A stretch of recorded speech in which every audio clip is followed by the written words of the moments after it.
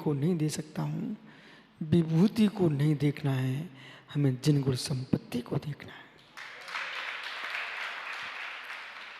देश की बेटियों, सुंदर चेहरों को देख के मत जाना। देश की बेटियों, सामने वाले के धन को देख के मत भागना। जिन शासन, जिन धर्म को देख के जाना। ये बेकार, ये भिक्षाएं कसाएं, इनकी उम्र बहुत नहीं है। धर्म सभा में, धर्मात्माओं के बीच में हम अपना चेहरा दिखा सकें, ऐसा काम करना।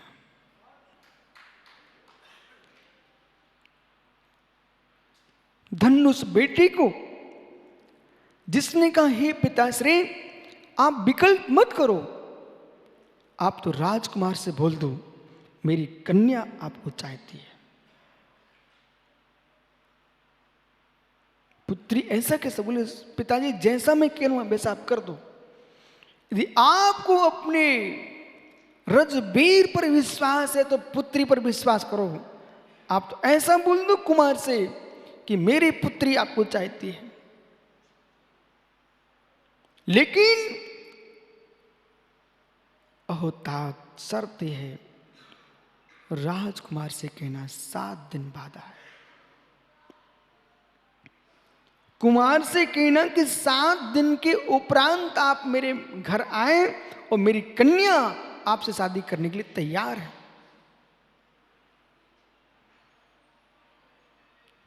सेठ ने समाचार भेज दिया राजा के पास, सम्राट आपका बेटा, आप मेरी पुत्री चाहते हैं, मेरी पुत्री तैयार है, लेकिन मेरी बेटी ने कहा है कि आप 7 दिन बाद आए।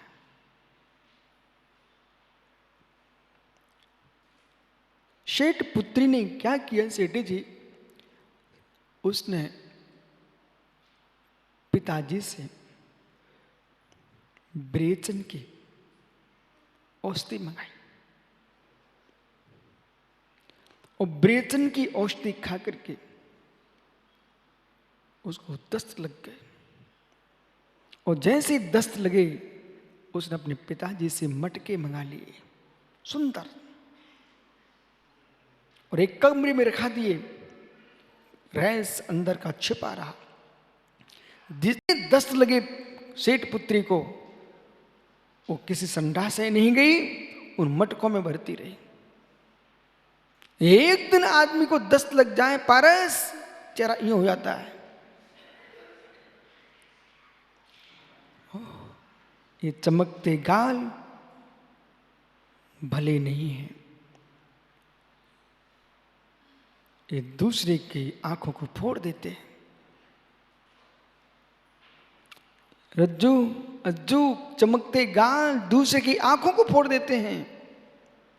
सेठ पुत्री समझ चुकी थी ये मेरे से प्रीति नहीं है, ये फूले गालों से प्रीति है, इसको पिचकाना मैं जानती हूं। 7 दिन तक इतना मल विसर्जन हो चुका था कि पुत्री सेठ की कन्या बिल्कुल दुर्बल हो चुकी। जितना सुंदर रूप दिखता था वो रूप कुरूप हो गया। मल घट भरे रखे हुए हैं और मालूम क्या क्या सोनू, सुंदर मखमल उन घटों पर ढक दिया।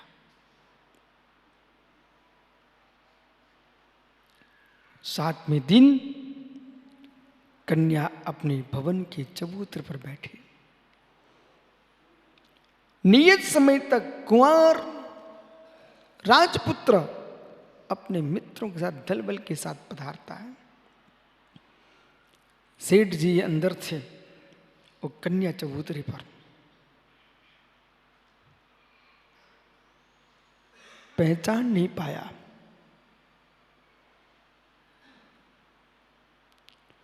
बोले सेठ कन्या कहाँ है? हाँ कुमार, अवश्य कन्या के दर्शन आपको कराएंगे। आपकी क्या इच्छा है? बोले मैं सेठ पुत्री से शादी करना चाहता हूं। बोले अवश्य होगी आपकी शादी। कहाँ है? बोले कमरे में है। लेके चलो। बोले चलिए आप। जिस कक्ष में मल घट भरे रखे हुए थे, दुर्गंध बह रही थी, राजकुमार को उस कमरे में खड़ा कर दिया और कहा कन्या कहाँ है? बोले इन घटों के अंदर है, खोल के देखो। जैसे ही खोला, मली मल नाक पट रही थी, बाहर हो गए तुरंत कमरे के। बोले ये कन्या होती क्या? बोले तो क्या नहीं। वो सुंदरी कहाँ है? मित्र, जिसे तुम देख करके रीझ रहे थे वो इस घट के अंदर है। जिसे तुम पहचान नहीं पा रहे हो वो सेठ पुत्री है। जिसे तुम देख करके रीझ रहे थे वो इन घटों में है, और जिसे तुम पहचान नहीं पा रहे हो वो सेठ कन्या मैं ही हूं। बोले ये कैसा हुआ? बोले यही है जिस चमड़ी को तुम देख करके वासनाओं से भर रहे थे, वो सारा मल निकल गया, मैं कमजोर हो चुकी हूं। अब तुम मेरे साथ शादी करना चाहते क्या? हे कुमार, मल बीजम मल योनि, ये मल का बीज है, मल की योनि है। मल का ही स्रव होता है। गलन मलन गंध पूत बीभत्सम, बीभत्स है। ऐसे शरीर पर तुम्हारी दृष्टि थी।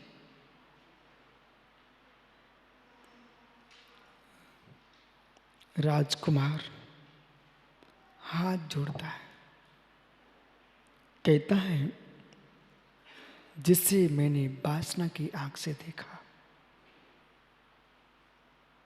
आज मैं उसे अपने गुरु की आंख से देखता हूं। राजकुमार कहते जिसे मैंने वासना की आंख से देखा, समझ में आ गया जिसमें मेरे राग था वो मल था। जो है वो तो सामने खड़ा है, उस पर मेरी राग वासना आ ही नहीं रही। ब्रह्म में लीन होना चाहते हो तो तन के संघार कम करो। तन को सजा के जियोगे तो मन संभाल के नहीं रख पाओगे। मल संभाल के रखना चाहते हो तो तन को सजाना बंद करो।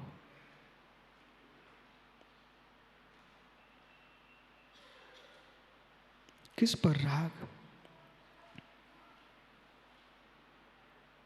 किस पर राग? जिसका विसर्जन होना है उस पर आसक्ति। जिसको परमात्मा बनना है उससे विरक्ति। ये अज्ञानी की दशा है। इसलिए महात्मा यशोदा सागर जी, बेटा कितने लोग कहें कि कमजोर हो रहे हो, उसको धीरे से कह देना, यह जीव सुपकाराय तो देह सुपकारकम, यह देह सुपकाराय तो जीव सुपकारकम। धन्य में योगी युवा अवस्था में उपवास पर उपवास कर रहा हूं। दुनिया में सबसे बड़ा कोई राग है, वो देह का राग है। और देह राग छोड़ करके जान करके कमजोर होते चले जा रहे हैं। उन योगियों के चरणों में प्रणाम करो। पर जितना तन कमजोर करते चले जा रहे हैं उतने मन की उमंगें भी कमजोर करें और कसा भी कमजोर करते जाए। तन कमजोर हो गया उससे तो सब क्षय हो जाएगा, और वासना कमजोर हो जाए तो अच्छा हो जाएगा।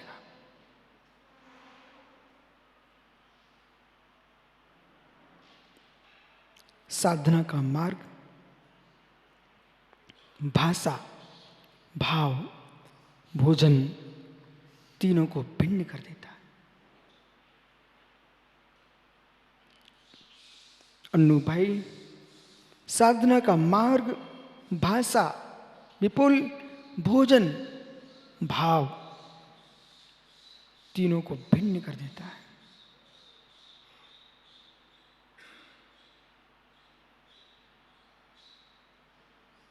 किसी व्यक्ति ने कहा कि शैलेश भाई, ये रत्नों का पिटारा है,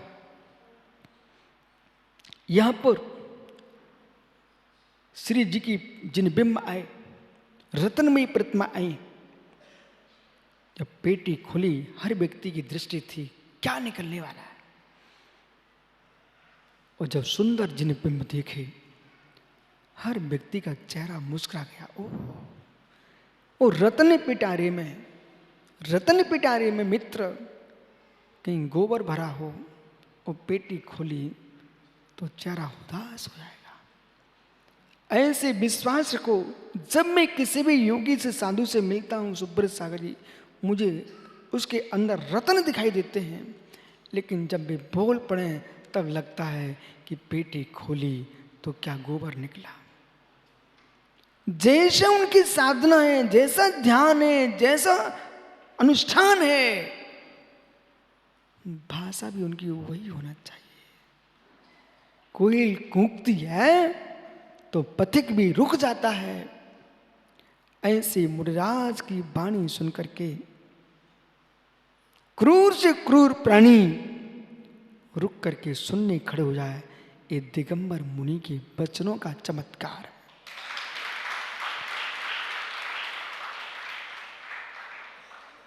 ये वचनों का चमत्कार। स्वातम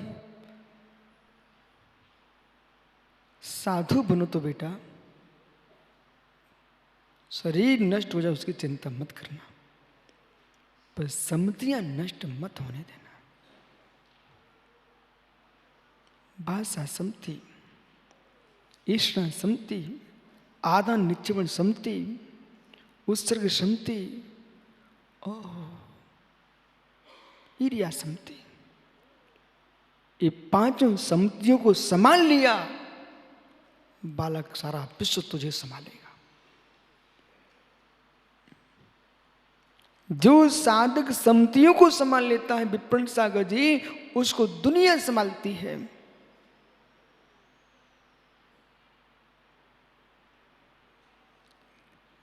ज्ञानी झांझरी पुत्र वे गंगवाल के दो बैठे हैं। महिपाल को लगा कि महाराज के साथ चले ना जाए, उसने आनंद फानंद दोनों को एक ही मंडप पे शादी करा दी।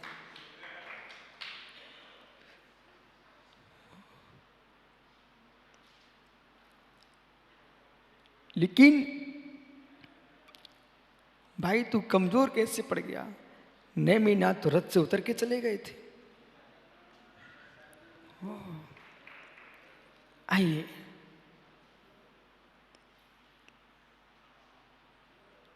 अंतर में जब बेटा होता है साधक तो क्या सोचता है? आलोचना जब अंदर में चल रही है, निंदा है, चमकता घट मखमल का आच्छादन, पर घट के भीतर तो मल। चमकता मखमल का वस्त्र घट पर आच्छादित, लेकिन अंदर मल घट। ऐसे ही दीपक पाटनी जी, किसी जीव का बहिरंग साधना चमकता मखमल का वस्त्र आच्छादित घट और भीतर कसाय का मल भरा हुआ है, तो उस साधक की साधना कभी शिवत्व का साधन नहीं बन पाएगी। अंदर बाहर एक साथ जिए, सुधीर वे ही भगवान बन पाएंगे। अंदर बाहर एक साथ जिए, पूर्व पुण्योदय कृत फल के उदय पर कुछ भी तुम छुप के पाप करते रहो, दुनिया को मालूम नहीं चलता है, लेकिन कर्म बंध को तो मालूम रहता है। कल्याण भैया, कर्म तो किसी को नहीं छोड़ता। जब देवेंद्र ज्ञानी कर्म ने तीर्थंकर को नहीं छोड़ा, तो कौन विशुद्ध सागर, कौन सागर कौन से खेत की मूली होते हो आप? मित्र, संभल के जीना पड़ेगा। इसलिए यहां पर गाथा सूत्र कह रहा है कि वास्तव में पाठ करने बैठ गए, शाम में सागे बोले क्या हो रहा? बोले प्रतिकोण कर रहा हूं मैं। बालक, जब पाठ करने में ही स्थिरता नहीं आ पा रही है तो भाव प्रतिकोण कहां जन्म लेगा? श्राप को एक बात बताऊं आपको, हे मित्र, कितने राग देश में तो आप फंसे ही हो। 24 घंटे में एक बार 10 मिच्छामि दुक्कड़म बोल लिया करो। 24 घंटे में एक बार तो 10 मिच्छामि दुक्कड़म बोल लिया करो। और जो प्रतिक्रमी प्रतिक्रामक हैं, ऐसे मुराज प्रतिक्रमण कर रहे हूं, आपका नमोस्तु, आपकी भक्ति, आपकी विनय विवेक पूर्वक हो। अब प्रतिक्रमण चल रहा है, अनुराग जाके बगल में बैठ गए। बेटा, गुरु भक्ति तुम्हारी ठीक है, पर तुम्हें ये मालूम नहीं है हम गुरु की चर्या में दोष लगवा रहे हैं, इससे पाप के बंध को नियम से प्राप्त करोगे। समझ में ये आ रहा है कि पंडित तुम्हारे गुरु महाराज प्रतिक्रमण कर रहे हैं और बीच प्रतिक्रमण में खड़े हो गए, स्वामी जी 2 मिनट, स्वामी जी 2 मिनट।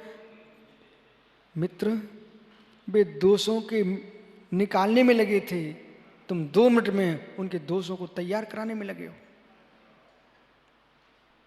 श्रेष्ठ श्रावक वही है जो मुराज के सट आवश्यक में दूर से देख करके आनंदित हो। जैसे फलों को देख करके बागवान मुस्कुराता है, योगियों की साधना को देखकर तुम मुस्कुराओ। उनके 2 मिनट मांग करके उनकी साधना में अंतराय मत डालो। 2 मिनट तुम्हें चाहिए ना अलग से, जब आवश्यक में ना हो उसमें आप बात कर लो, लेकिन आवश्यक अवश्य होता है, वो किसी के बस नहीं होता है। उसी प्रतिकरण में अब मित्र पाठ सुन रहे थे, वो भी नहीं सुन पाए।